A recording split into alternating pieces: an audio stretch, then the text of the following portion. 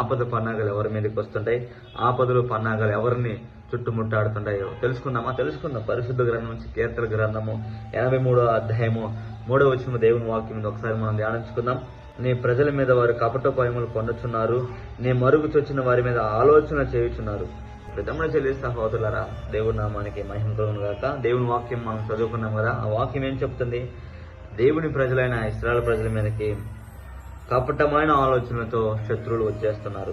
దేవుని దగ్గర ఉన్న ప్రజల మీదకి దురాలోచనలతో వారు పన్నాగాలు పండుతున్నట్టుగా మనం చూస్తాం.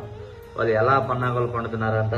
5వ వచనం చూసినట్టయితే, ఏక మనసుతో వారు ఆలోచన చేయుచున్నారు, నీకు విరోధంగా నిబంధన చేయుచున్నారు. ఏక మనసుతో శత్రువులందరూ ఒకటయ్యి ఇశ్రాయేలు ప్రజల మీదకి వచ్చేసారు. చూడండి, దేవుని చిత్తంలో ఉన్న వారి ప్రజల పట్ల, దేవుని ఉద్దేశంలో ఉన్న వారి పట్ల అపవాది తంత్రములు కలిగి, ఆలోచనలు కలిగి, దుష్టక్రియలు కలిగి, దురాలోచనలతో అందరూ ఒకటైన రీతిగా ఆ ఇశ్రాయేలు ప్రజలను బాధించడానికి, కష్టపరచడానికి, గాయపరచడానికి వస్తుంటారు. అయితే తమ్ముడు చెల్లి సహోదరులారా, ఈరోజు నీ మీదకి అందరు రావచ్చు, నలు దిశలుగా నీకు కష్టం తీసుకురావచ్చు, బాధ తీసుకురావచ్చు, ఇబ్బందులు తీసుకురావచ్చు, చిక్కులు తీసుకురావచ్చు. శత్రు సైన్యం ఎన్ని చేసినా సరే దేవుడు నీ పక్షంగా ఉండగా వాళ్ళు ఏం చేయలేరు. చూడండి, యెషయా గ్రంథం అంటుంది కదా, 54వ అధ్యాయంలో 17వ వచనం, నీకు విరోధంగా రూపించిన ఏ ఆయుధం వర్ధిల్లదు అని దేవుడు మాట ఇస్తున్నాడు. కాబట్టి ధైర్యంగా ఉండు, బలంగా ఉండు. నువ్వు దేవుని చిత్తంలో ఉన్నావు కాబట్టి, దేవుని మార్గంలో ఉన్నావు కాబట్టి, దేవుని విశ్వసించావు కాబట్టి, దేవుని అడుగుజాడలు నడుస్తున్నావు కాబట్టి, దేవునికి ఇష్టమైన కుమారుడుగా, కుమార్తెగా నువ్వు జీవిస్తున్నావు కాబట్టి ఆపదలు వస్తున్నాయి, శ్రమలు వస్తున్నాయి, కష్టాలు వస్తున్నాయి. అవి కొంతకాలం మాత్రమే, అవి తాత్కాలికమే. బాధించుకో, బాధపడిపోవాకు, దిగులు పడిపోవాకు, చింతపడిపోవాకు. దేవుడు నీ పక్షంగా ఉండగా నిన్నెవరేం చేస్తారు? ఆలోచన చెయ్యి అంటున్నాడు. ఆయన అలా ప్రార్థన చేస్తున్నాడు.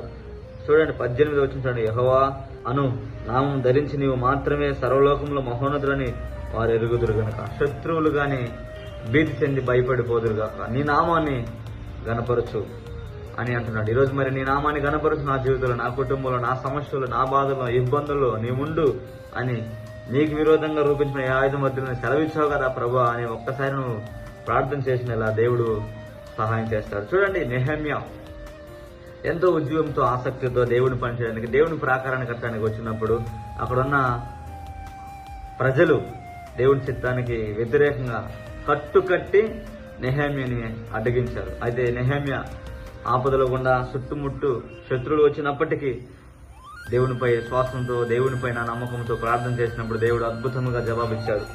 తమ్ముడు చెల్లి సహోదరులారా, మీరు ఆపదల గుండా, శ్రమల గుండా, శోధనల గుండా వెళ్తున్నప్పుడు ఖచ్చితంగా మీరు దేవుని పిల్లలని తెలియజేయబడుతుంది.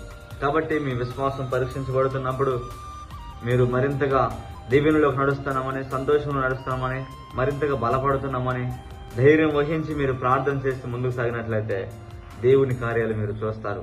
కాబట్టి నీకు విరోధంగా రూపించబడిన ఏ ఆయుధం వర్ధిల్లదు. దేవుడు నీ ముందున్నాడు కాబట్టి దేవుని చిత్త ప్రకారంగా నువ్వు ప్రార్థన చేస్తూ ముందుకు సాగిపో. దేవుడు జవాబు అద్భుతంగా దయచేస్తాడు.